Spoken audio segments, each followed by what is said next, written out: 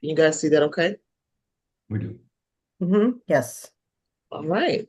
Good afternoon, everyone, and thank you all for joining us for today's A Month of Service presentation of taxpayer rights and income tax preparations.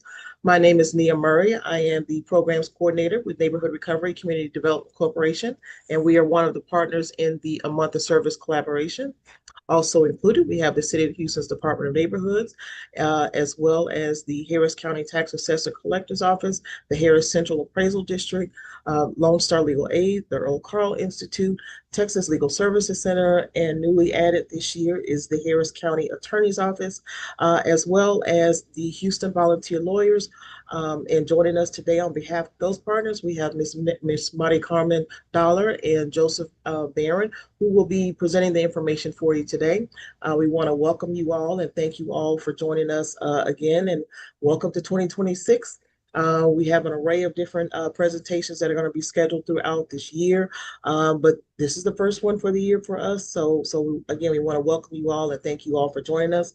But just to give you all just a little bit of a quick background, A Month of Service is the collaboration of all of our organizations coming together on a monthly basis and offering a variety of different workshops and resources and information to the community relative to community empowerment, asset building, asset protection, and the maintaining of generational wealth.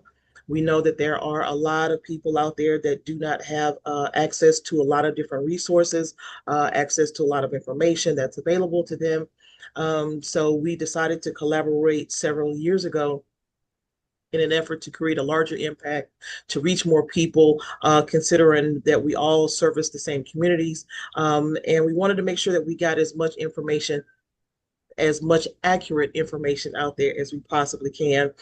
We know that there's a lot of misinformation that's out there. There's a lot of folks that's kind of giving blanket information, especially across social media platforms, that necessarily do not pertain to the state of Texas or what the actual laws may be. So we wanted to make sure that we actually have the professionals in those particular industries to provide you all with the most up-to-date information that is available to you all that can help assist with whatever issues that you're having. So today, we know it's income tax season. And we know that there's a lot of folks that have questions about, tax preparations and what your rights are, and, appeals, and how not to leave money on the table. And, we work too much. We work too hard to have just your money just kind of going out the window and not knowing like about your deductions and what you can claim, and your rights if any kind of anything gets denied, or how do you appeal, or what is that process like? So we're going to have the professionals with Houston Volunteer Lawyers today to provide you all with that information and quite a bit more. This is your opportunity to ask questions that it is that you may have. We do also want to make sure that you all know that we are on a public platform. We do broadcast live on our social media channels on YouTube and share it on our other social media channels. And we want to try to protect your privacy as much as we possibly can. So we do ask that you try to keep your questions to be as general in nature as you can, so that you don't divulge any personal detail information and having it out there for everybody to have access to. So please feel free to type your question into the chat. You can also, if you're joining us on our social media channels, you can also type your questions into the comment section, and I'll make sure that your question is read aloud at the end of the presentation as well. Do note that you do have the opportunity, and we do encourage you to reach out to our legal service partners like Houston Volunteer Lawyers if you do find yourself in need of any civil legal assistance, taxpayer issues, or anything else that they, any other services that they may offer for more detail or more one-on-one. So do not automatically discount yourself and assume that you don't qualify for services.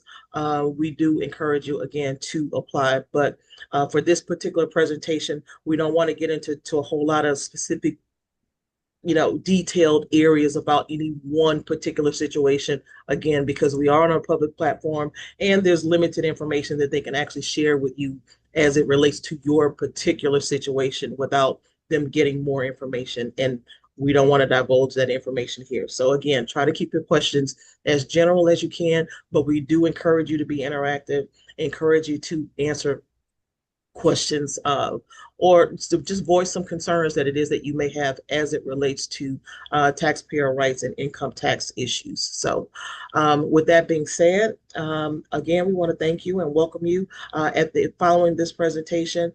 There will be a link that pops up.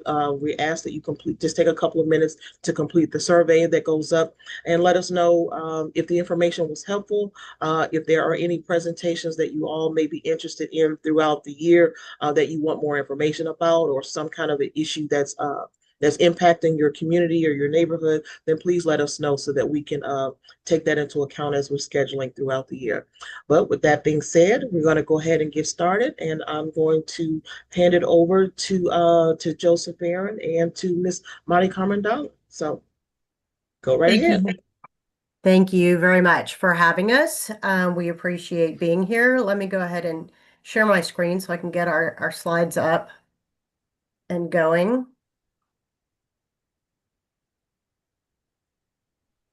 All right. Everybody see Okay. that? Yes, ma'am. Okay.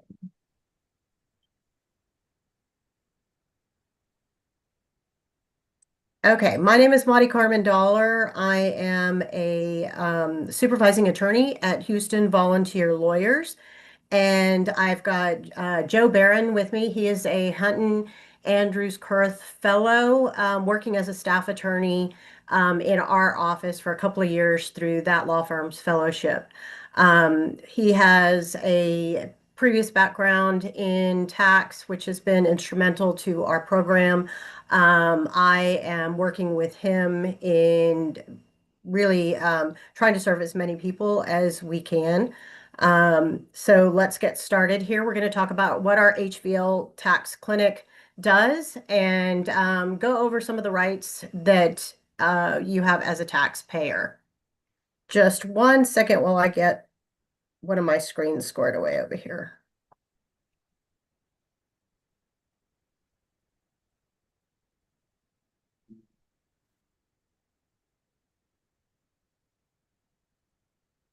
Okay, so we're going to go over a few things here. Went a little too fast. This is what you will learn today. Who Houston Volunteer Lawyers is, what kind of organization we are, and what services we provide. Your rights as a taxpayer, what those rights are. Exam or audit, what is an exam or audit, and what to expect if you were chosen for one. Appeal or court, what to know about filing an appeal or going to tax court. Collections, what your options are in collections and what tools the IRS uses for collections, and typical issues experienced with the IRS. These are typical for what we see in our LITC clinic, which is Low Income Taxpayer Clinic. And then additional information and resources that hopefully will be useful to you, tools to you when you are working on your taxes or trying to resolve issues with your taxes. The presentation today, the slides from the presentation today should be provided to you with after the presentation by Ms. Murray. Okay, we're Houston Volunteer Lawyers, and we're one of the largest providers of pro bono legal services in Harris County and surrounding areas. HVL promotes access to justice for individuals in the Houston area by assisting those who cannot afford legal representation in civil matters. We do not work on criminal matters, only civil. Some of the areas we cover in addition to tax would be probate, wills and estates planning. We do guardianships, mostly for children that are entering adulthood and still need assistance. We also do, we have a veterans clinic. And so we provide all our services to veterans as well, but specifically go out into the veterans community to provide those services. And there's various other areas that we also provide services on. But our services are all provided through volunteer lawyers. We do not provide our services directly, and that is how we are different from some of the other legal aid organizations in Harris County. So here is our application process. We do all our applications online at legalhelphouston.org. You can submit a paper application if necessary. We do have a procedure for that. Or you can do it over the telephone if there is a special need for that. But generally, if you have access to the internet, we ask that everyone file their applications at legalhelphouston.org. Once the application is processed, somebody from our office will contact you to do intake and to review your financial information to make sure you qualify for our services. If you meet the requirements, you will be scheduled to speak with an attorney, either a staff attorney or a volunteer attorney. As I said, we don't provide our services directly. We provide them through volunteers. We hold virtual legal clinics every week, and many of those are staffed by volunteer attorneys. We talk to many individuals through those legal clinics throughout the year, and you have an opportunity to spend about 20 minutes speaking with a volunteer attorney about your. Right now, the only legal clinic that we provide out to the public in person is the Veterans Legal Clinic, which is every Friday afternoon at the VA hospital. Eligibility is based on income and assets. To be eligible for free legal services, you've got to meet two criteria, which is reside in greater Houston area, surrounding counties, and you have to meet income guidelines. We have a few different income guidelines that have to be met depending on which area you're coming into and what our grants say. Okay, your rights as a taxpayer. This is where I'm going to pass it off to Joe to go ahead and get into the meat of this presentation. The presentation is about your rights as a taxpayer, what you can do when you have issues with the IRS. Houston Volunteer Lawyers does not file taxes, but we're going to give you some information on what organizations do that for you. Thank you, Mari Carmen. Everyone, thank y'all for having us. We really appreciate being invited to provide y'all with some education related to the IRS and your taxes. As the title says, we're here to help you understand your rights as a taxpayer with the IRS. What we mean by that is what can you do? What are the processes? Just we want to make you comfortable working with the IRS. Everybody views it as this big beast that's just trying to eat every penny they can from you. And we want to try to demystify that a little bit and make it seem more tame. So that way, if you do have to interact with the IRS, it's not something that you're scared or afraid of, but it's something that you'll have no problem working through, communicating, and handling on your own, or you'll at least know where to go to try to seek out some advice and help related to your issue. All right. So most people don't know, but there is actually a taxpayer bill of rights. Back in 2015, this was signed into law and became part of the IRS. And so what that means for all of us as taxpayers is that the IRS has to incorporate these specific rights into everything that they do, all of their processes, the organizational structure, everything that happens there has to conform to each one of these rights. Now, I don't want to read through all of this stuff because the reality is you can go online and type in publication one, which is the title of this taxpayer bill of rights, and it'll pop up. It's 2 pages, and the taxpayer bill of rights is going to cover everything that we discuss in this presentation today. So if you remember nothing else from this presentation, just remember the taxpayer bill of rights, publication one. If you type that into Google, you're going to get this 2-page document, and it's going to have all of the information and details related to what we talked about today. And additionally, once you get this presentation, it'll also be included in there. Now, I do want to take a little bit of time to talk about the first 5 rights. The 6 through 10, those are pretty straightforward. I don't want to spend too much time on them, but the first five do really play a big part in what we're going to be talking about as far as dealing with the IRS and what you're allowed to do in your options depending on what you're dealing with. So the first one over there on the left-hand side says the right to be informed. What this means for you as a taxpayer is that the IRS can't hide the ball from you. They have to tell you exactly if they're going to do anything, they have to tell you what they're going to do. They're going to tell you why they're doing it, and they're going to tell you what you can do about it. They have to tell you this. They have to provide you all the instructions. They can't leave anything out. So what that means for you is that if you ever interact with them, they are going to give you a bunch of information. Now, it's going to seem like a lot, and that's the point, is they're trying to give you everything up front.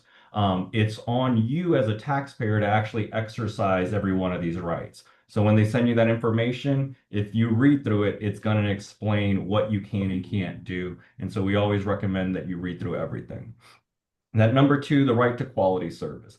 What that means is when you interact with the IRS, whoever you're dealing with, they have to be professional and courteous and prompt, just like dealing with any other business or entity out there. And so if you run into a situation where you feel you haven't received the quality service that you are owed as a taxpayer, there are avenues that you can take to rectify that, including requesting to speak to a supervisor, which they have to comply with. And then you can also report them through official channels through the IRS or other agencies. And of course, all that information will be made available to you on the IRS website. Now, these next three really are some of the big ones that I like to focus on. Three is the one that gets a lot of people because, as I mentioned, most folks view the IRS as this organization that's trying to nickel and dime everybody. But the reality is, the IRS doesn't want you to pay any more tax than you're supposed to. They want you to pay the correct amount of tax. And the way they do that is they maintain a database of all of your financial dealings throughout the year and anything that's related to your taxes or that's going to affect it.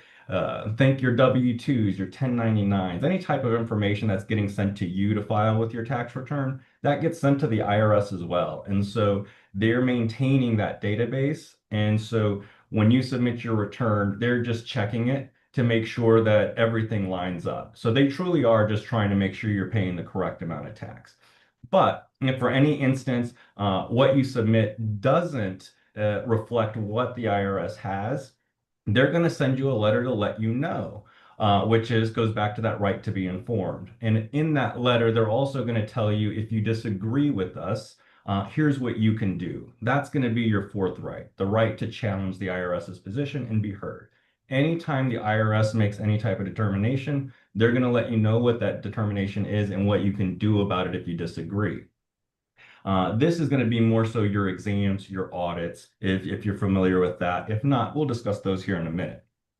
Now, that's the first level of real review within the IRS, and they'll ultimately reach a determination if you challenge them. But if you're not happy with that determination, you can also appeal, which is your fifth right. So the right to appeal to an IRS decision to an independent forum. And that's where we get into the appeals and the courts that Mari Carmen had mentioned earlier. Those are the five main ones. We're going to spend some time related to them. This is the second page of that publication one. Like I said, these two pages cover all the topics that we're going to be discussing today and have all that information on here. On this thing, the big ones to take note of are examinations, appeals, and collections. The reason I point that out is because those are three of the biggest units within the IRS. The IRS is really comprised of four units. Those three being exams, appeals, and collections, and then of course processing is your initial one. So let's talk about some of these first. So an exam, what is an exam? So an exam is simply trying to verify the accuracy of your return. So remember I said that when you submit your return to the IRS compares your return and what you put on it to the database that they have with all the information that they've been getting reported on over the year. And they do it every year for every taxpayer. They collect your information and they essentially narrow down and determine what they feel your tax liability is going to be for that year within an error margin. And so when you submit your tax return and it goes into that processing unit, that first group, if you will, if there is any discrepancies, they're going to let you know that there is a discrepancy. Now, with the IRS, the way they work is the IRS is presumed correct until you prove otherwise. So remember, they have a database of all of the financial dealings you've had in that year related to your taxes. And so when they develop your tax liability, they have a pretty good idea of where you should fall when you submit your tax returns. And so when your tax return comes in and there is that discrepancy and you fall outside of it, well, they remove the things that they don't have in their system because they are presumed correct and you are presumed incorrect. And so what happens at that point is they're going to send you a letter to know that, hey, we've made a change to your tax return because we didn't have certain information. Uh, and then later on there, they're going to tell you, if you disagree with us, respond, let us know. Now, if you disagree with them and you respond, that's how you end up in an exam or an audit. Because what you're saying is the IRS is wrong because they are missing information. And so when you go to the exam or audit, they truly are trying to figure out, okay, well, what is the information we're missing and why are we missing it? And so what happens in that in an exam or an audit, and we refer to them as both, and they're used interchangeably. Uh, but they're going to reach out to you, and they're going to do one of two things. They're going to either initiate a correspondence exam or an in-person exam. Those are the two types of exams you could potentially have if you end up in that area. A mail or a correspondence exam is simply done through mail. Here, we've also been seeing email depending on the type of communication. In-person exams, there's really three different types. One is a field office exam. So the IRS in every major city has field offices. And so if you end up in a field office exam, you'll simply have to go to that location, meet with the IRS representative or agent, and work through the exam with them. The other option is they can come to your home and perform the exam there. They can also do virtual exams. Uh, they can also, if you have a business that's related to the issue, they may show up at your business to do the exam there. So those are all things to keep in mind. You can also request a certain type. So if you have disabilities or limitations or things like that, you can always let them know ahead of time and tailor what type of exam you're going to have. A couple other items to know about on here is for a lot of folks, especially individuals and lower income who are claiming certain types of credit that give money back to you, those will always end up in an exam. And so for individuals who end up in an exam year after year after year for the exact same issue, if you have won or if you've proven that you did nothing wrong year after year, after 2 years of that, the third year, if you get popped for an exam again, you can let the IRS know that, hey, we already did this last year, the year before, and however many years before that. And according to their guidelines, they have to, or they should cancel that new exam. The way it works is if you go into exams, they're only looking at that specific year. They're not looking at all your other years unless that's an issue. So if you don't alert them to the fact that you've done this multiple times, they're not going to see that. So always, always, always try to stay in contact or reach out to your exam rep or agent if you find yourself in an exam and maintain that communication. Make sure that you are letting them know any issues that may come up or discrepancies that you may deal with or disabilities that you have related to conducting the exam. All right, next slide.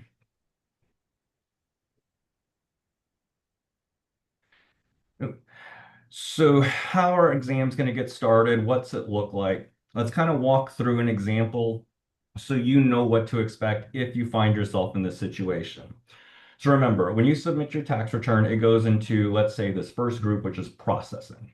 That first group, it's going to compare your tax return to the database. And if there's a discrepancy, you're going to get a letter saying that. That letter is going to have a section towards the middle to end that's going to say, if you disagree with us, here's what you have to do. Now, you have to follow that to the T to exercise your rights. So remember, when I said the Taxpayer Bill of Rights, those are your rights, but the IRS is correct unless you prove them wrong. So you have to actually exercise your rights by following the instructions. And you have to follow them to a T, because if you don't, then the IRS can say that you didn't exercise your right. And so in that letter, it's going to have a section that says, if you disagree with us, and it's going to tell you what you need to do, who you need to contact, but more importantly, it's going to have deadlines. It's going to tell you specific dates that you need to get things done by. Now, if you want to move forward or if you do disagree, you'll follow those instructions to a T, and what'll happen is they're going to submit your file into the exam group. So you started in the processing, but now you're going over to exams and audits. Now, once you get there, you're going to get another letter from that group, from the exam group, that says, hey, you are now being examined. This is what we are looking at, and these are the types of items that we're going to need. That initial letter from the exam group may list out specific items that they're looking for. It may say that they're currently just looking at your file and will reach out if they need anything further. Make sure you're reading through that. If they do request certain documents, that's where you need to start organizing your records and getting all of your documentation ready, so that way you can send it to them in whatever manner that they request, be that mail, email, upload, or anything else. Now, when you're doing an exam, when you're actually conversing with the IRS and agent, it's a very informal process. A lot of times you're doing this through phone calls and emails, and any major important stuff is always going to be done through certified mail. Now, of course, sometimes folks are extremely busy and they don't have time to handle this themselves. So you can always have someone else, such as your attorney, your CPA, or someone else with proper authorization talk to the IRS on your behalf and handle your exams or audits. That's what LITCs are here for, and that's what we can also help with. Now, as you provide your information to that examiner, they're going to let you know if what you're sending them is satisfying the issue or if it's not. Once they get to the end, if there is nothing else for you to send or do, they're going to look at all the information that they have and make a final determination and basically say, yes, we agree with you. We agree in part, disagree in part, or we disagree entirely. If the IR or if you don't supply them with everything for a full agreement, then they don't have to agree with you, and they can move forward with whatever tax liability that they had assessed or found previously. And so, just like at the beginning stage of this, they're going to send you a letter that says, this is our final determination. These were our findings. These are why we made these findings.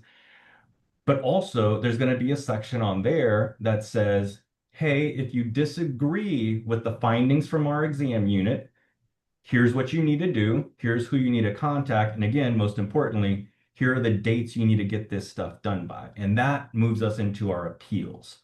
So if you are not happy with what happens in your exam and how it turns out, you always have the right to appeal, and they have to let you know how to do that. And it's going to be in the letters that they send you, which is why I'm going to keep beating this dead horse. Always read these letters from tooth to tail. Read them twice, read them upside down, always read them because they have all the information you need to resolve whatever the issue is. It's just you have to comply with it to the T. With appeals, there's really two areas of appeals. Within the IRS, like I mentioned, you have your processing unit, you have your exams and audit units, and then you also have your appeals unit.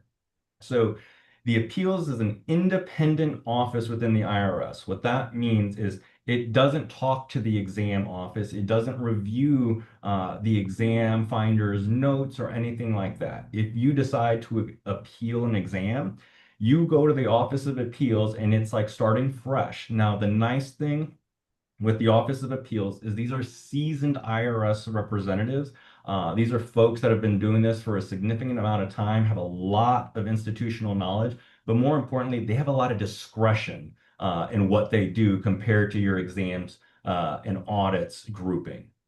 So when you're in appeals, if exams don't go your way, we always recommend appealing if you believe that you have the information to satisfy whatever the issue is. The appeals people know what they're doing, and they'll be a little bit more lenient on what you're providing than the folks in the exam side. Uh, Now, along with uh, your right to appeal, you also have the right to go to court. So once you're done with exams, if you don't like that decision, they're going to say you can appeal and or you can go to U.S. tax court. Now, the reality is we're not going to spend too much time on tax court. Tax court is built for individuals to handle it alone without legal representation. They make it very straightforward. But the reality is if you ever do submit a petition to go to tax court, they're just going to send you to the Office of Appeals because the tax court does not want to do trials.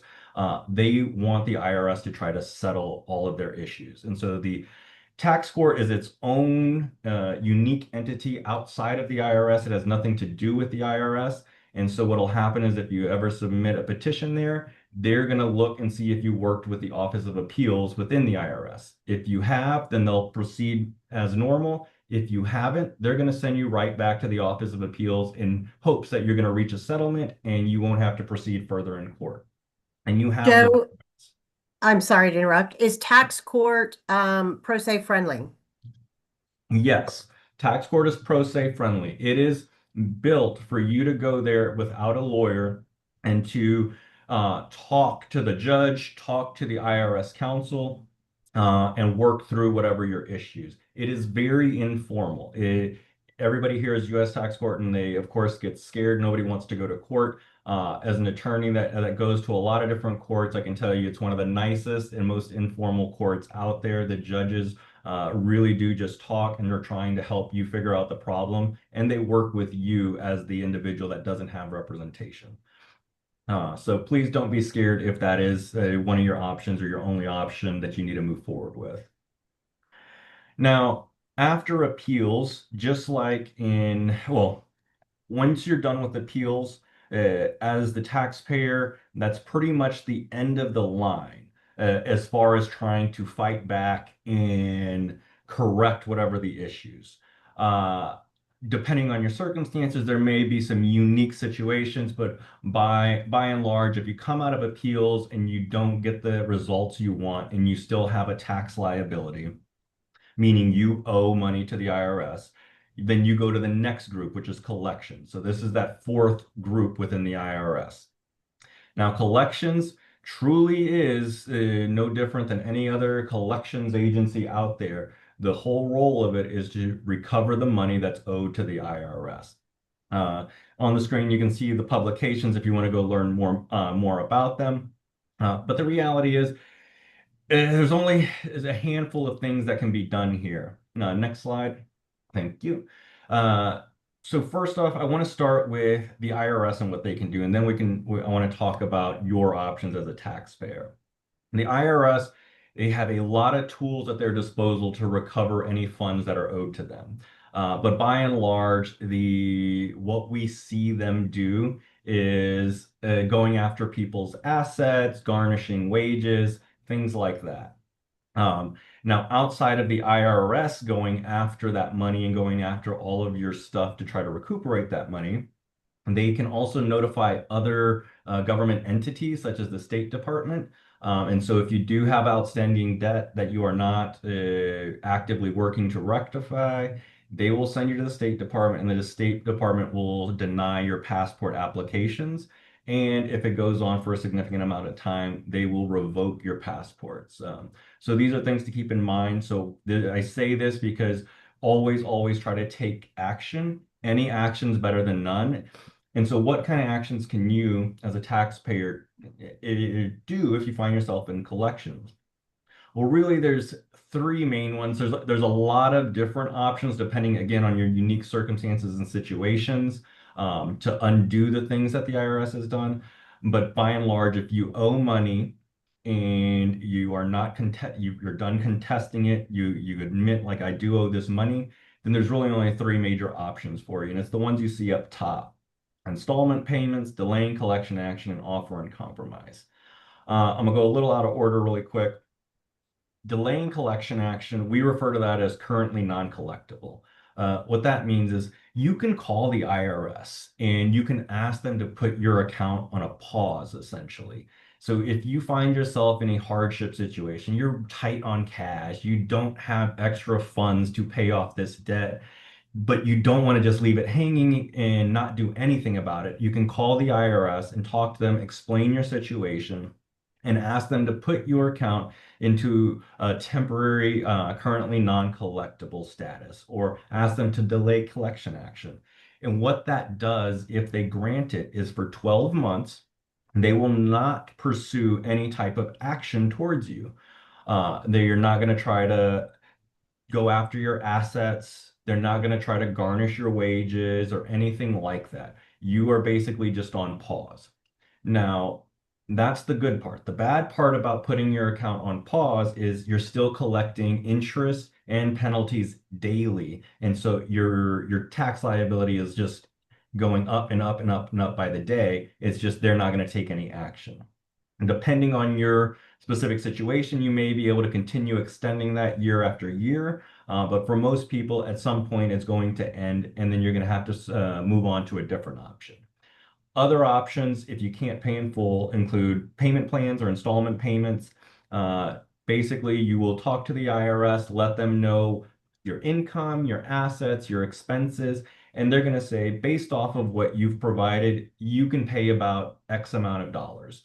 And you can accept that. If you feel that is still too high, then you can continue to negotiate with them and ask them to accept a lower amount, and you'll have to explain why.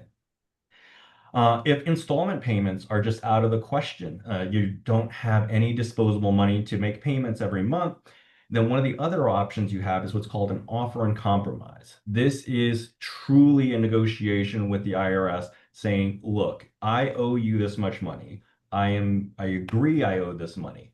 I don't have anything to pay you to get rid of this, but I do have, let's say the tax liability is $1,000. You can say, well, I have $100 and that's all I can pay. And what you're doing is you're trying to negotiate a smaller amount, and they may accept it, they may not. Uh, I'll be very honest, offers and compromise, they only work if you truly are in a very hard situation and you don't have any assets or significant just extra cash after you pay all of your monthly expenses. If you have equity in your home, if you have extra houses or cars or investments or things like that, most likely this will not work for you. But it doesn't mean you shouldn't apply for it and try, because everybody's situation is unique and different. And so you may want to try this as an avenue to see if it can resolve your issues. All Joe, right. can I add a little something there? So when you're working with the IRS to ask for an installment payment plan, to enter non-collectible status, or to make an offer and compromise, the first step is going to be doing a financial review with the IRS, and they can do it over the phone. There's actually a form that you can print, and you can fill it all out beforehand so that you have and gather all the documents so that you have them available. But they're going to want to know things like, do you rent or do you own your home? What car payments do you make? How much do you spend on certain items every month? How much is your take-home pay every month? So be prepared to share that information. It doesn't take all that long to do this. It's probably 30 minutes of providing information. And it's not difficult, but if you're prepared, it goes a lot faster. Especially since you have to get a hold of the IRS to begin with, and sometimes that can be difficult. So it's good to have everything all together. So you call them once, you do it all, and then they give you an answer shortly after. Yep. Thank you, Monty Carmen. I completely forgot to mention that. Um, to follow up with that really quick, if you're under $10,000, they can do everything over the phone and you don't even have to do the form. Over 10,000, you will have to fill out whatever the form that Monty Carmen was talking about. And again, it's just your income assets. The other thing to be aware of is the all of those options that I laid out for you to help relieve your tax burden. They are only available if you are current with the IRS. And so what I mean by that is if you have filed your tax returns every year that you are supposed to, then you are considered current.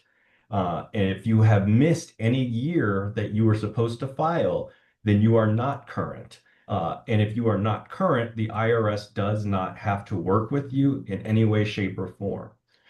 So some of those rights go out the window because you haven't done what you're supposed to do, which is file your taxes. But an easy fix to that is to go file those missing taxes, and then you can turn around and work with the IRS. I want to apologize. I'm looking at this next slide and there's markings all over it, check marks, I don't and know where that's coming from. I have no idea what happened there, but please, everyone, disregard them. They mean nothing.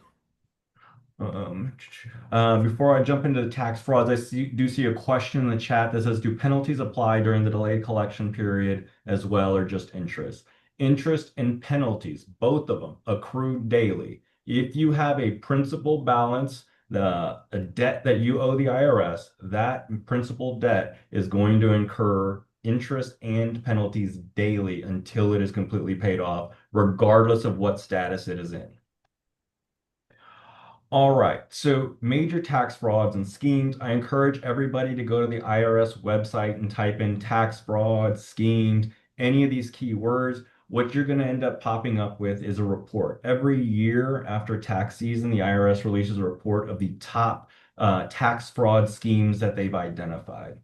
Now, I'm not going to go through all these, but I do want to touch on a couple of these that have the asterisk because these are the most prominent ones that we see community members here facing, and we want to make sure that you're well aware of them going into tax season. Uh, First one is dishonest tax preparers. What is a dishonest tax preparer? This is someone who is not an actual preparer, who is not qualified, who doesn't have the proper credentials, who is preparing your return, but they are not putting their professional information on there. And so when you sign it and submit it, it's as if you did it yourself. Now, generally, what happens here is the dishonest preparer is taking your fee, whatever you paid them, and then they're leaving. And then the IRS is going to pop you for an exam because whatever they put on there most likely is not going to match what the IRS has.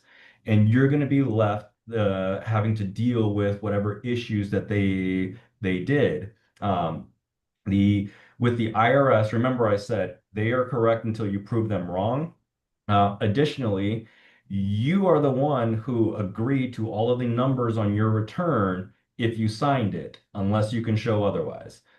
When you sign your return, right above it, it says that you have reviewed it, you agree to everything, and you are taking responsibility for all of it. So even if that tax preparer lied about everything, the second you put your signature on it, you made yourself responsible for it. So make sure you are talking to these preparers and understanding their qualifications. Make sure that they are putting their information and signing that return as well and putting their tax preparer information. So that way, if there is any issue, the IRS can be notified of them. In addition to that, the other ones we see are related to refund scams and tax credits. Uh, Really, the refund scams, these come from your refundable credits, your child tax credit, your earned income tax credit, things like this, where if you claim the credit, you can actually get cash in hand, a refund check. Um, so we see that a lot of some return preparers will inflate or put things on there or label dependents or individuals that don't actually qualify as children or relative dependents.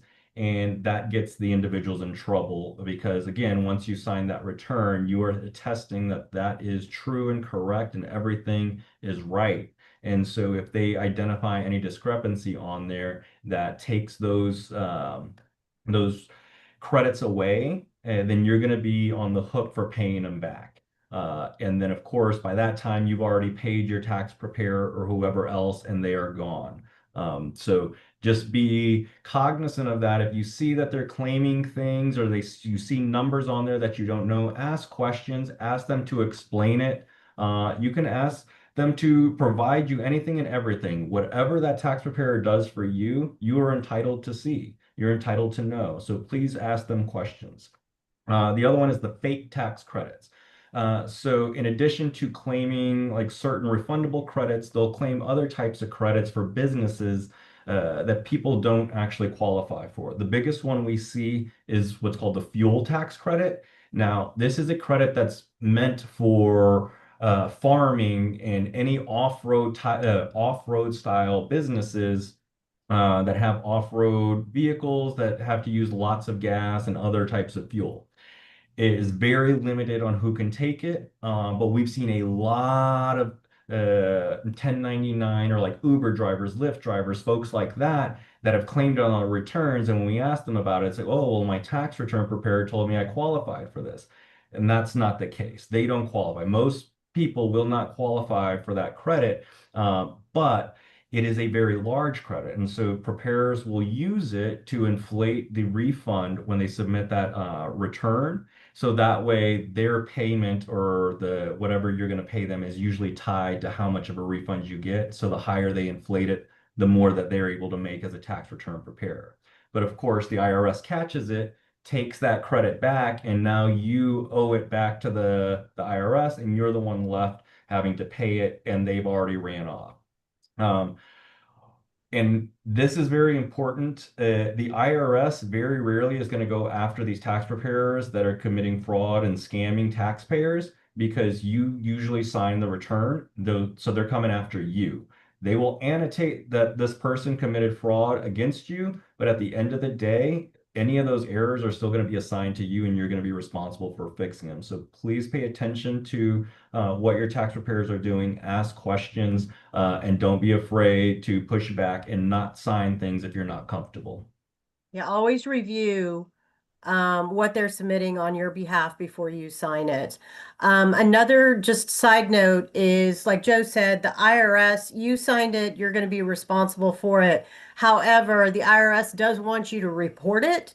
So in those circumstances where you do have the tax preparer information, there is a form that the IRS has that you can fill out to go ahead and report that fraud. Now, whether they follow up on it or not is an IRS issue. You won't hear back about that. But they do go after, if they see certain preparers popping up a lot, they are going to investigate them. But they're two separate matters. The reporting of the tax preparer and then your taxes. You still have to work out a resolution on your tax issue. With that said, I will say just be very cautious. Make sure whoever you use is reputable and stay away from folks that you find online or social media. So now that we've kind of walked through a lot of what you can expect when dealing with the IRS, I just wanted to walk through 3 different examples. These are some of the most common issues we've seen with folks that come through our low income tax clinic. So the first example is we have a taxpayer who owes around $5,000 but can't pay a lump sum.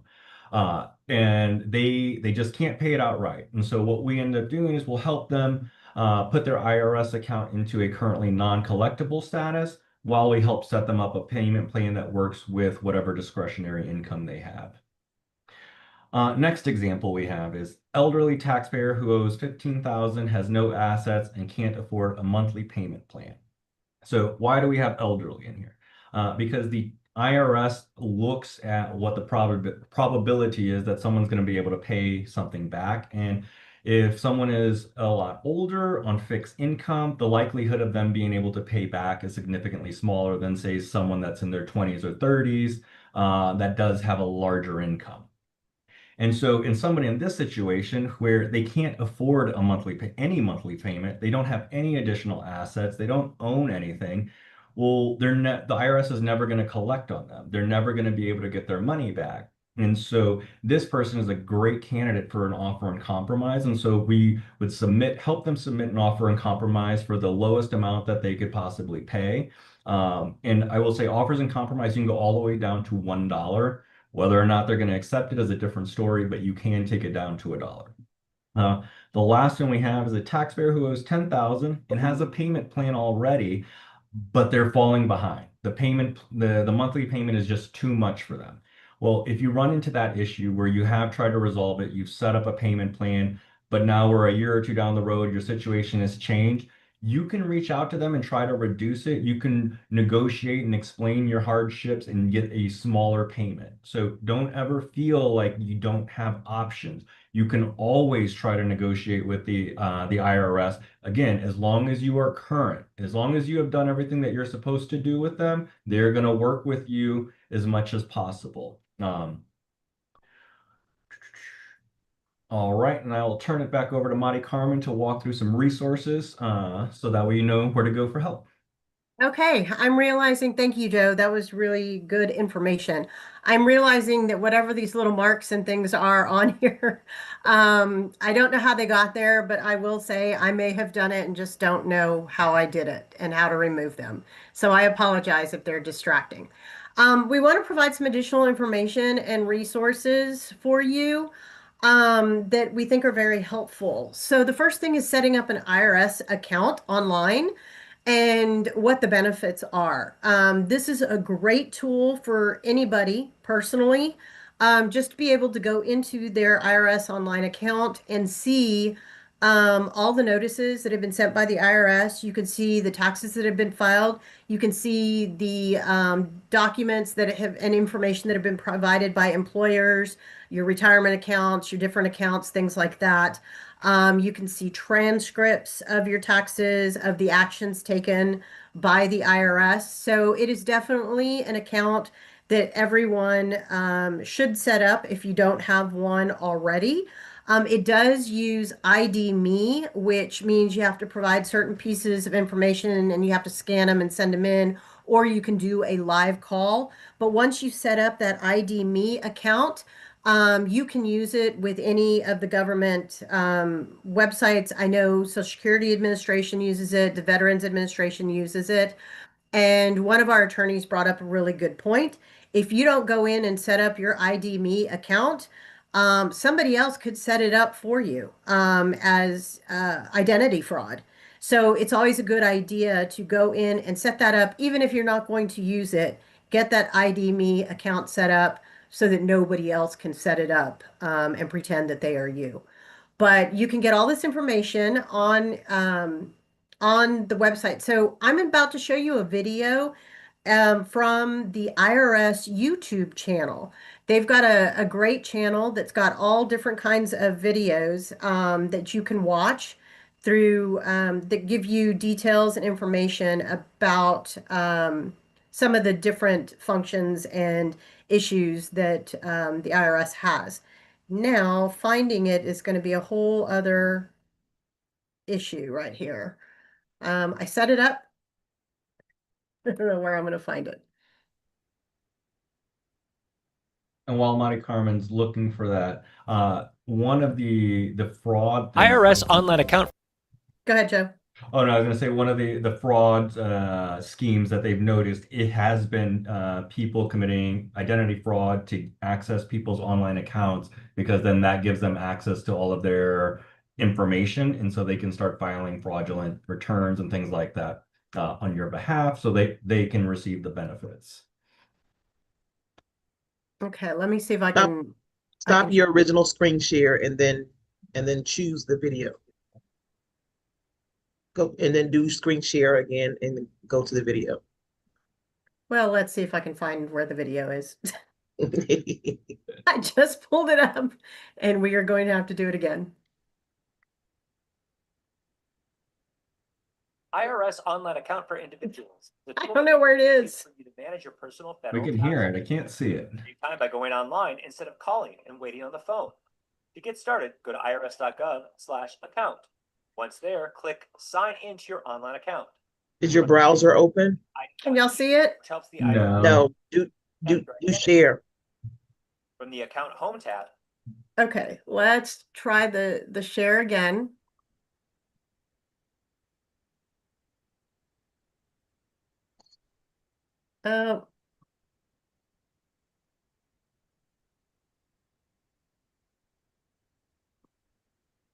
I stopped the other share though, right? You stopped. It's just you on the screen now. If Okay, so let's try it this doesn't one more open, time. Mari Carmen, we can just keep going because I believe the presentation is going to be provided to everyone, correct? Okay, well, I found it. Ah, perfect. I found it.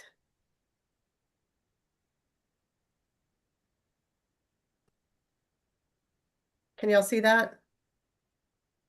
Not yet. It's just, No. oh, there it is. Got it.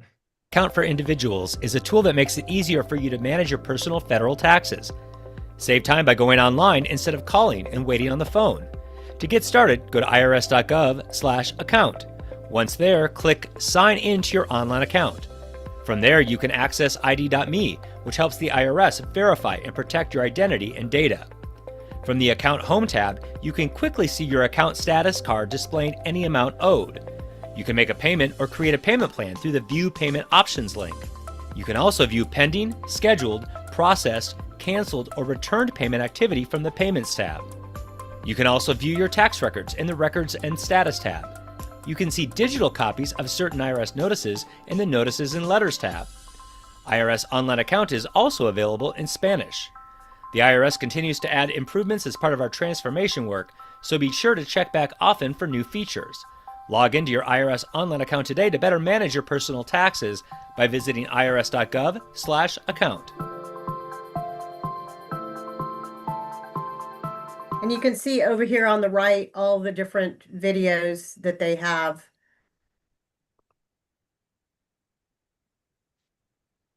Okay, sorry about that. Thank you for bearing with me, and let me get back to our presentation.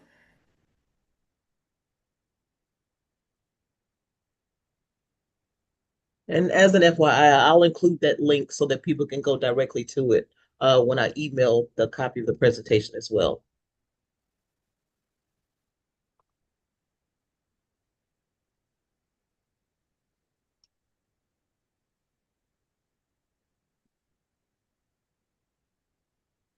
Okay, so the next tool that we have recently played around with is the interactive tax assistance. So again, that is at irs.gov, and it allows you to put in a search to come up with information about your particular situation. Now, you need to be pretty general when you're doing it, but for the most part, it'll take you to the IRS publication that'll provide information for you to be able to hopefully answer your own question or proceed with claiming the credit or, finishing up your taxes. Okay, so then this is what I was referring to earlier with the VITA locations that can actually prepare your taxes for you. So this is the Volunteer Income Tax Assistance Program, and it offers free tax return preparation to qualified individuals. There are many locations around Houston. Specifically, Baker Ripley provides this service, and in addition to other locations. One of the LITCs that low-income taxpayer clinics like ours here in Houston at South Texas College of Law also provides VITA services. But in the event that you are working with the IRS on a problem and you can correct that problem by filing an amended return, we always suggest that our clients go to VITA, get that amended return, and then come back to us so that we can resolve the issue. Or if you're doing it on your own, come back, file your amended return with VITA, and then return to the IRS to show them that you did that and complete your resolution of the issue. Taxpayer Advocacy Service is an independent organization within the IRS that helps protect taxpayer rights. So basically, they can answer questions for you, and if you're having trouble handling a problem and with the IRS or there's some kind of issue, you can contact them to see if there is something that they can help you resolve with the IRS. And their contact information is here at the bottom. Low-income taxpayer clinic is what we are. South Texas College of Law has one, and Lone Star Legal Aid as well. We all provide our services a little bit differently. Ours is through volunteer attorneys. Lone Star is mainly through direct services, and South Texas College of Law is a combination of direct services and law student assistance.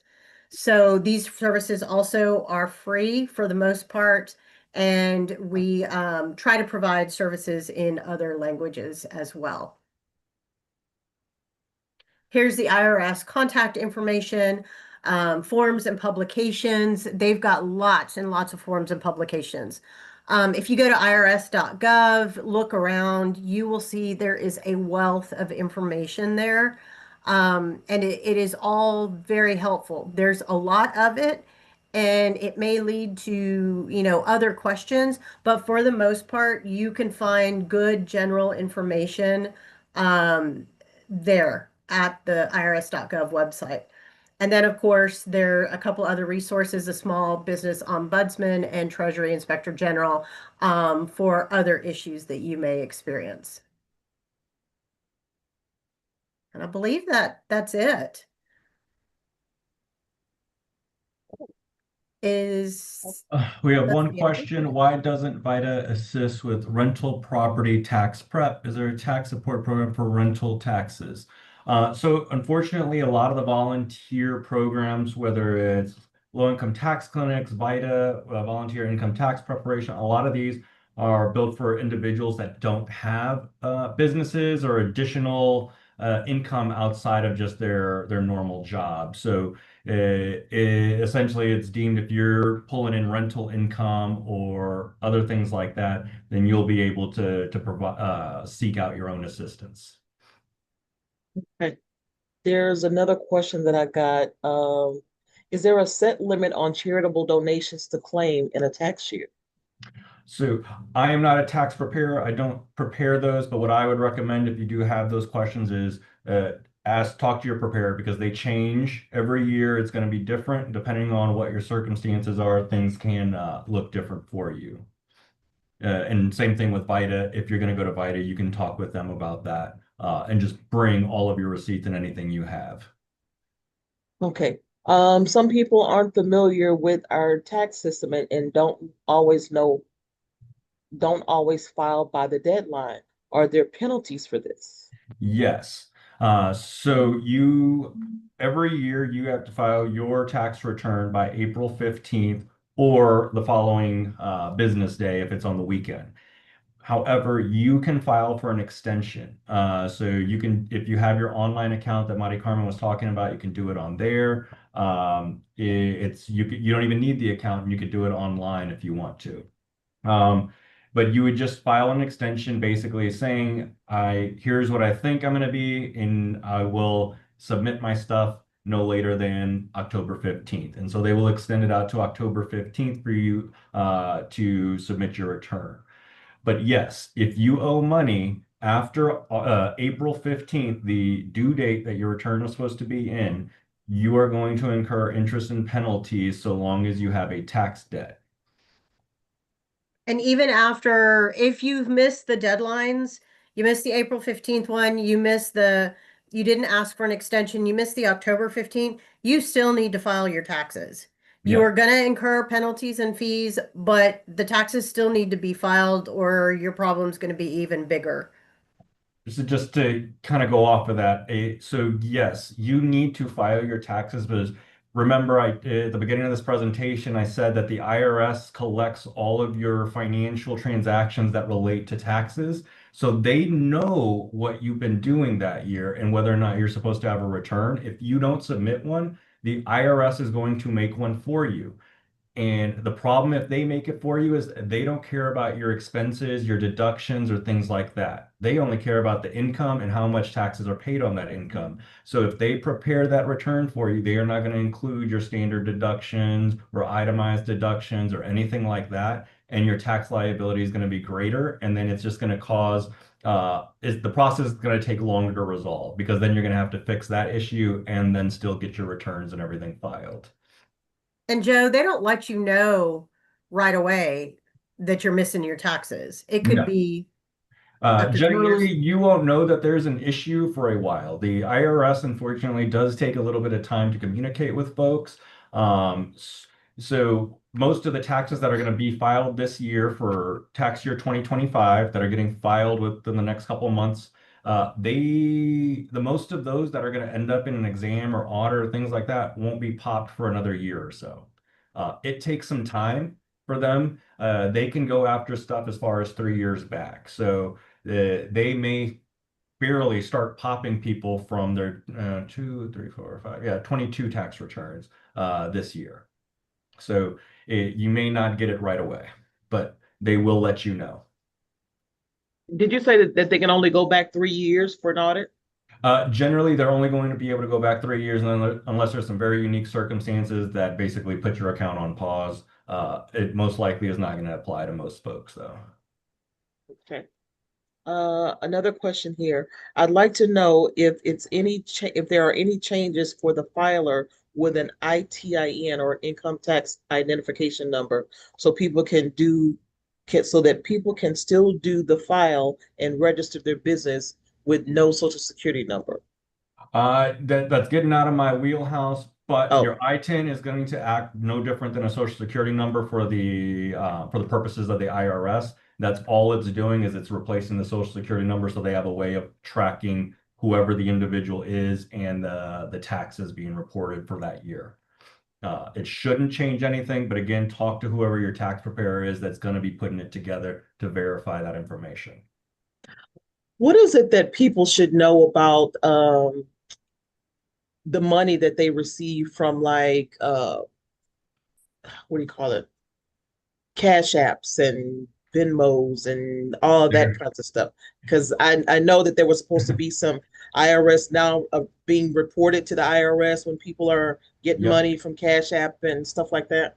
Exactly. So remember I said that any of those financial transactions that are going to relate to taxes, they're going to send you some type of form, 1098, 10 something, and it's going to have that information on there. Well, that form's also getting sent to the IRS. So if they send you these forms, make sure that you are providing that to your tax preparer. If you didn't receive forms and you know that you've had a lot of transactions and you're like, wait a minute, I feel like this might be something, I would bring that up to your tax preparer, show them your statements.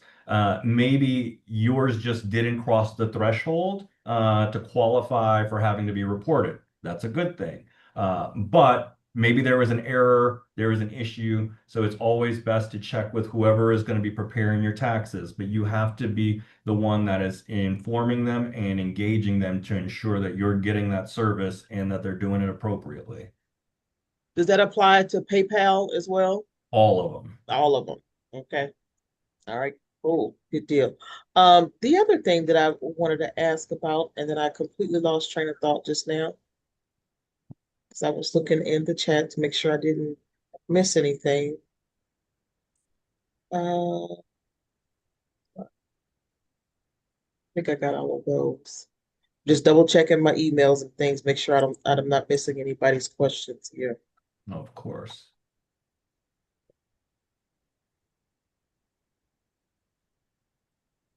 Yeah, I think those are all the questions that I had that were in the chat. But I did have my own, and it'll come back to me. And with tax season here, remember VITA, the Volunteer Income Tax Service or Assistance, is available. Most folks, if you are I want to say, what is it, like a single household below like 60,000, you're going to qualify, but and the range goes up the number of people in your household and things like that. I think It's it's always 65,000. Yeah, it's always best to call or show up and talk to them because they may still be able to service you if you're just outside of those thresholds. But if you don't have a very complicated return, it's straightforward. Vita is a free service that can assist you so that way you're getting your taxes done by professionals, it's done correctly, and you know it's a trusted organization. There's one more Uh, question. How do you determine if money from Social Security is taxable? Again, they're supposed to be letting you know and sending that to you. The certain portion, depending on your Social Security, can be taxable. If you have not received any document for that year, make sure that you are having that conversation with whoever is preparing your taxes, and you inform them that you did receive a certain amount of money from Social Security, what type of Social Security it was, and any documentation you have, because they're going to want to review your circumstances to determine if every dollar is excluded or if any portion of it is taxable or anything like that. It's that's not something I'd be able to determine over this. That's something you'd have to determine with your tax preparer and your documentation. So the answer is maybe. Maybe. Again, depends. That's the attorney Depends. question. It depends. Always. Depends. Yes. Everything depends. Uh, And I have heard also at one point that like monies that people receive from certain inheritances and from like insurance settlements and or like accident settlements that's not taxed as income. Is that it accurate? all you're All not gonna depends. like my answer. It all depends on how it's structured and the settlements. A lot of times, any windfalls, which is what these are looked at, whether you're receiving settlements or a bank is wiping out your debt because they don't want to deal with it anymore, all of these things, they can be taxable. So make sure you have all the documentation related to that situation because you may fall into a niche category that, excludes you from being taxable. But unless you have documentation to show that, the IRS is going to have what they have, and they are correct unless you can prove them otherwise. So make sure you have your documentation, you show that to whoever is paying your taxes, and ask them to walk you through why you qualify or why you don't qualify. Mm. So, Uh, just to be clear, we don't provide tax services. We provide legal services about unresolved tax issues. So this is something that could possibly come up, but we are not, we don't have the background to advise on what somebody should be doing in the preparation of their taxes, as it relates to what they claim. okay. I guess that negates my next question that I had. Yeah, we don't prepare taxes. We help resolve the issues. Uh, what is it that taxpayers should know as it relates to receiving money from those financial, the Venmo, the Cash Apps, and things like that, if they're lending money and then people are paying them back?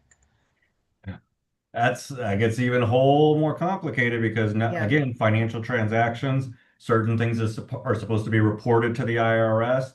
That's something that they need to talk to their tax professional about and really have good records because if you are servicing loans, things like that, interest can be deductible and certain things like that have to be reported to the IRS. No, I meant like But personal loans. Hey, like, yeah, I lent my sister $500 and then now she's sending me back, but she's sending it in Cash App, or I mean or that somebody kind of pays thing. for Again, dinner, right? And then Yeah, everybody yeah, sends or money. somebody's reimbursing you. Like, what is it that they need to notate or what they got to do so that they don't then get these notifications from these financial institutions that, hey, yo, whatever documentation you can. So if you can have a contract in place, things like that. Because at the end of the day, if the IRS comes back and says, hey, your financial institution reported these types of transactions, these were taxable, and you didn't include them, it's going to be on you to prove that those weren't taxable. And then it's going to be it's going to be on you to show whatever documentation that pulls it away from the IRS. And I think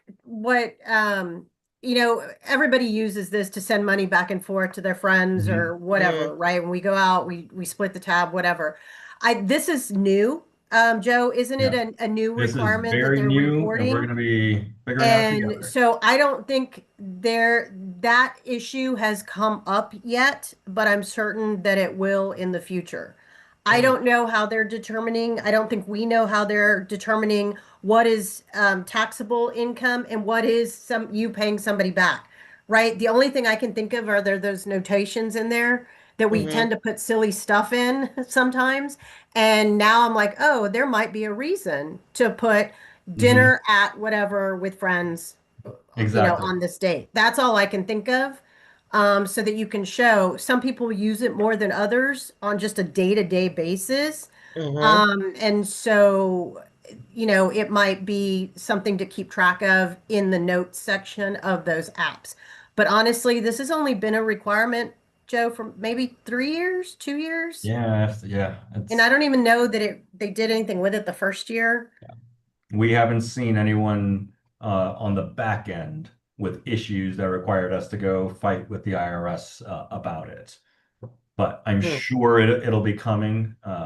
It's just a matter of time. I wish I could give you more like details with that, but the reality is it's still kind of an unknown. All I could say is keep track of everything, be as detailed as you can with your notes. So that way, if anything is reported to the IRS and they come back and say, well, you had this amount, it was reported, you can show what it was related to, that it wasn't income or anything that was taxable. So just try to keep good records and annotations of anything, especially if you think it might be significant. What happens if a company or somebody goes out of business and they never get their their their was it the W-2, W-9? Mhm. Yeah, so if you And don't receive that, that becomes an issue as well because you're going to file your return. It's not going to match up. There are processes for that. Addition is essentially what's going to happen is the what I talked about at the beginning. You're going to get flagged. They're going to send you a notice saying, "Wait a minute, your thing didn't match up with our thing, and here's the changes we made. If you disagree, here's what you do." That's where you're going to have to really have some, be able to show them everything, your emails, text messages, all these things to say, no, no, I work for this person. Here's my bank account. Here's what I was, paid, all of this stuff. Um, Well, now, this is where the account comes in handy also, yep. having the IRS account. My daughter had this happen last year. And so the company she worked for went out of business. They never sent her W-2. There you can go into your account and look at the information that the IRS has collected, right? The employers are supposed to send the information to the IRS. So in mhm, a good situation, the employer has sent the information paying like the they're supposed payroll to the taxes. IRS. In her Mhm, situation, they did not. She ended up having a friend who did get one, and we were able to get the company number, Yeah, identification yeah. number off of there. It took some doing, but they eventually submitted the information to the IRS. We just didn't have all the details from it. And she was a student, so it wasn't a significant amount of money, but we were able to find the amount of money to at least include that in her taxes. But we did it with her online account. Yeah. And you can So, also, I think the other option was going to be if we didn't get that information, you have to file something with the IRS that says, I did not get Yeah. this information, I don't have it. And then we had to go back through her, like Joe said, through the bank accounts, and we looked at all the deposits that she had, and that's where we were going to come up with the number. Yeah. mm, That's so why I in other say words, keep track of everything because if anybody gets popped for whatever the reason is, the IRS is correct unless you can show that they are wrong. Yeah. You got to have documentation or something. That's why I preach it. I'm beating this horse. I don't care if it's dead and in the ground already. They are right unless you can prove them wrong. Make sure that you have enough to prove them wrong with whatever you are doing. okay, I'm gonna put that little note on the email too. FYI, IRS is right unless you can prove them wrong. But and that's true. And Joe is always saying that, but that's really the way it is. And if you think about it that way, right, it becomes a lot easier to figure out how this is going to go. In my daughter's situation, I think what would have happened is we would have come up with a number, right, based on the deposit. She had some that were direct deposit and some that were checks. So we were like adding everything up to come up with a number. We were going to use that number, but I can see what might have happened is we would have been off by a little bit. And the IRS would have come back to her and said, "Hey, they may have, or they may just let it go because it might have been a small amount, but they would have shown that discrepancy, right?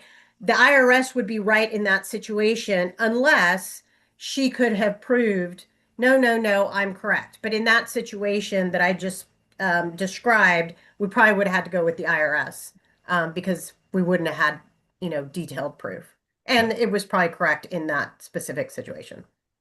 Yeah, so if you're So working with a yes, shady employer, document everything. Yeah, definitely.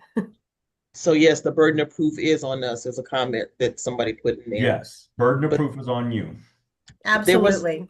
there was another question here. Are hard copies of instructions for tax returns locally available?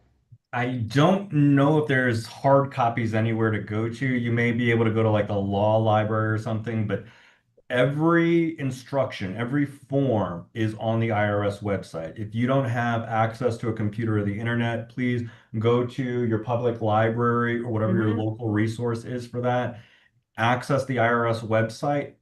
Everything you need for your taxes, any question you have, it's going to be there. Talking about the Social Security earlier, if you go on there and type in the specific type of Social Security you get, they're going to have instructions and information related to you on there. There's even tools and stuff on there to help you identify whether you qualify for stuff, how much you're going to qualify for, how much you might owe. It has everything on that website. So please go there and look for any instruction forms, publications, whatever it is, they're going to be there. Yeah, what happened to the at the actual libraries or the post office? They used to have the wall, and maybe I'm kind of dating myself, but they used to have I probably am. You used to walk in and see this whole wall with all these different, 1040 EZ and Now it's all online, This everything. happened. We got these now. yeah, Uh, see, no, it's not just me. She remembers too. just to give you all a little, it'll probably explain this. So the current CEO of the IRS, because we don't have an acting director of the IRS, we have a CEO of there, but he has made it clear that his intent is as soon as possible to convert everything digitally. That means all communications, returns, everything is going to be digital. So that's why you're not seeing a lot of that. They're trending towards trying to make everything away from paper. How soon that is going to happen, I can't give you an honest answer with that, but that is how they're trending. Um, how it's going to affect folks that don't have access or who do things through paper only, we're going to figure this all out together. Plus, the whole digital thing, doesn't that make it easier for people to commit fraud and scams? And if everything is digital, that somebody can kind of tap into and, I'm going to hack share and my all kinds screen of and stuff. show you what the IRS has got.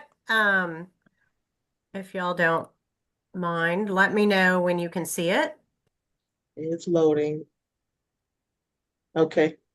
Browser friendly forms and publications. Yeah, Okay. so let's just click on them and see. But these are, I think you're talking about those little real thin paper packets, right? That you used to Mhm. go be able to pick up off the wall at the Yeah. express place and at the library and the post office, like it was everywhere. Mm-hmm. These are the guides. Like here's Armed Forces Tax Guide, and it just takes you to the page, and then you click on all this information. So basically, I'm guessing they can do a lot more online, right? Um, so here's where they are. Look at all the Can different you forms. can you shoot me the link or copy that link and put it into the It's chat? just irs.gov. Uh, Yeah, we can put it in the chat. and that way I can make sure that it gets included on the resources page when Yeah, I so And see it's it. in our presentation. Like, just go to the website. It's pretty, if we go to the main page, this is what it looks like. They have done a lot to make it more user friendly, I think, over the years. You can go, make payments on your account.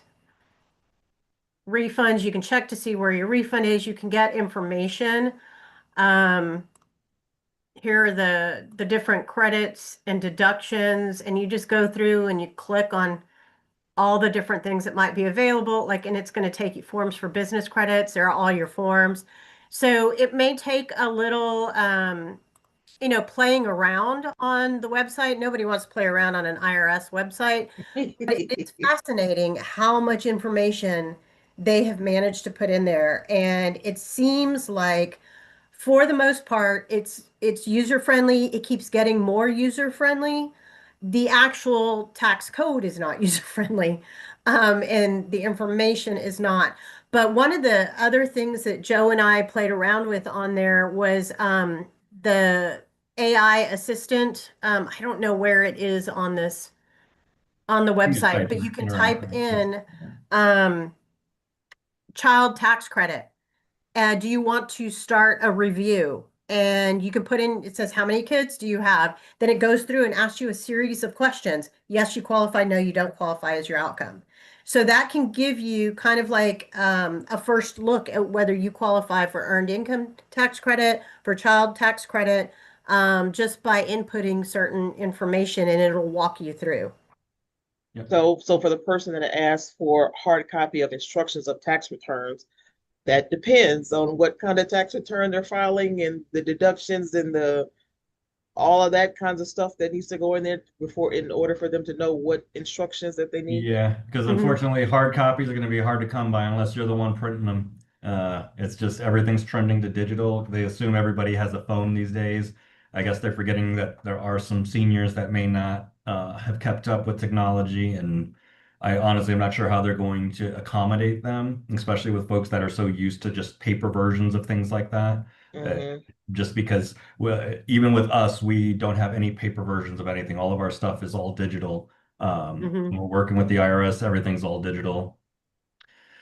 Yeah, So someone said older, less tech savvy taxpayers are in trouble. unfortunately, yes. Yeah. Well, you saw Yeah. me today. I can't manage Zoom, so and that's Um, because I've been taught. but if you do need help, you can always reach out to your representatives, local representatives, city, state, whoever. Most folks are going to be able to help you in some capacity if you let them know. And I know if you don't have the phone or anything, you can call, you can write your letters or things like that too. One last question I have, and I don't know how much of this you can answer.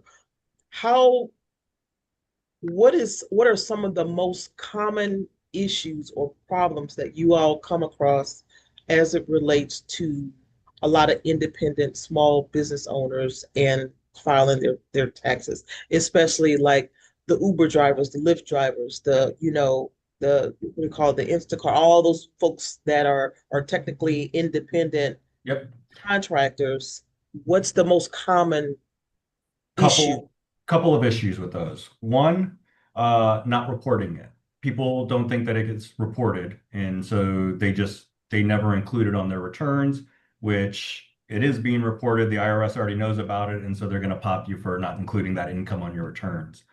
Um, the other thing is if you don't include that income, the IRS is going to make sure that income gets included, but they're not going to put in any deductions, expenses, or things like that. To give you a little quick story, I was helping an individual out at the tax court for this specific issue. He was an Uber driver who didn't report his Uber income. Problem is, the IRS had that income, but they only had the total amount of income that he made from Uber, not what was actually deposited in his account, because IRS had a $30,000 income for him for Uber. But the reality is he only made about 10 to 15K after all of his expenses and fees that Uber pulled out after his insurance and things like that. But the IRS didn't account for any of that. So his tax liability was very, very high. So then he had to go in and amend a return, add in that income properly, which he should have done the first time, and then add in his deductions and things like that. And once he did all that, then it brought his tax liability down to zero, which was a lot different than the 10,000 that the IRS was saying he was going to owe because they didn't include all of that stuff. So Wow. that's one. The other one is the tax preparer fraud that we were talking about earlier, especially with Uber, Lyft drivers. They tell you, oh, well, you're working a business, you're an independent contractor, an independent business, you qualify for all these credits, and they claim like the fuel tax credit for you.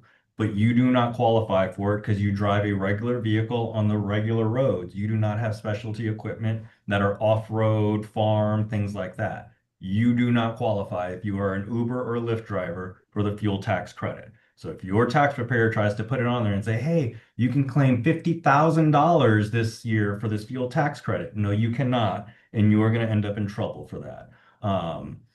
Those are the big ones, and deductions. If you're gonna do itemized deductions for for whatever your business, especially if it's Uber driver, Lyft, things like that, make sure you keep very, very good records. If you do not have good records, take the standard deduction. Otherwise, you're gonna run into issues because they're gonna say, well, why are you deducting this much? And we want to see all of your receipts and everything that shows that they qualify. Is there a list somewhere there on the IRS website of like standard deductions for certain types of Yes. industries or? You can Okay, go onto the IRS website, type in standard deductions for small businesses, standard deductions, anything you want, just type in the keyword, it's going to pop up for you. But yeah, all that information is going to be available there. And a lot of those instructions also, when you're preparing your taxes, have examples of what qualifies and what doesn't qualify, especially if you're like a sole proprietor or, a lot of what these Uber drivers, DoorDash, all of that are. and do they need to file like what do you call it? Like file a DBA to prove, or they just do it under their name? There's no A DBA lot or of anything people like do it that under their required? name. They just do it under their name, but the company is going to issue a 1099. That 1099 is going to the IRS, so they already know that you're getting that income. As long as that Gotcha, income is flowing into your personal tax return, they don't care. They just want to make sure all the numbers and everything are correct. gotcha. All right. A lot of great information here. I don't see any other questions here from anybody else in the chat or online. So if there are any other questions that come about, definitely reach out. If you guys do again have any need for any civil legal assistance, we do encourage you to reach out. So thank you all very much for joining us this afternoon. Great information, great comments for you guys. So thank y'all very much, Marty, Carmen, and Joseph. Certainly appreciate you all taking the time out this afternoon to provide this information to the Thank you community. so much. Much needed, much needed. So a lot of great information. All the links and all the information that you all did review, a copy of your presentation, the links for those various resources will be included on the email when I send out the link of this recording for you all to go back to watch and or share with somebody else that you also know that may find this information to be beneficial as well. We do encourage you to do that as well, to pay it forward. It does us all no good to just keep all this information to ourselves. So definitely share it with other people if you can. So, Yes. all right. With that being said, again, thank y'all very much this afternoon for joining us. Thank you, Houston Volunteer Lawyers, and on behalf of our other AMOS partners for coming out this afternoon. We hope to see y'all again next time. Let's see what we've got coming up next week is the first of full official month of the AMOS workshops. On Tuesday, on Wednesday, we have our Money, Health, and Wealth Financial Capability Series. The first topic there is how to maintain your relationship with money.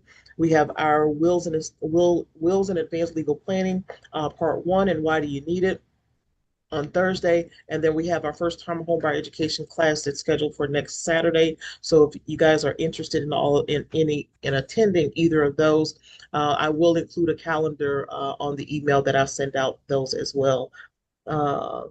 You all are so very welcome. Thank you for joining us again. It's great to see you guys.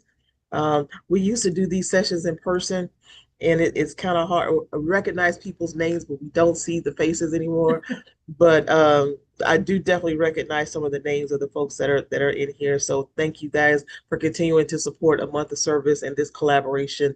The information that we try to provide to the community is information that we know that is much needed. And again, a lot of folks that don't know about these resources that are out there, especially like the VITA clinics and the different sites and locations where you can go to get your income taxes prepared for free, legal services that are available for free. If you would just apply for the service, that you can get access to that as well. So you all have a wonderful remainder of your afternoon. You all take care of yourselves. You stay safe, stay warm. Until tomorrow, it'll probably be 70 degrees again, and then, back down to 40. So who knows? But you all I stay just say safe. it. You had to say it. Thank you so Yeah. much for having us. All right. You all have a wonderful day.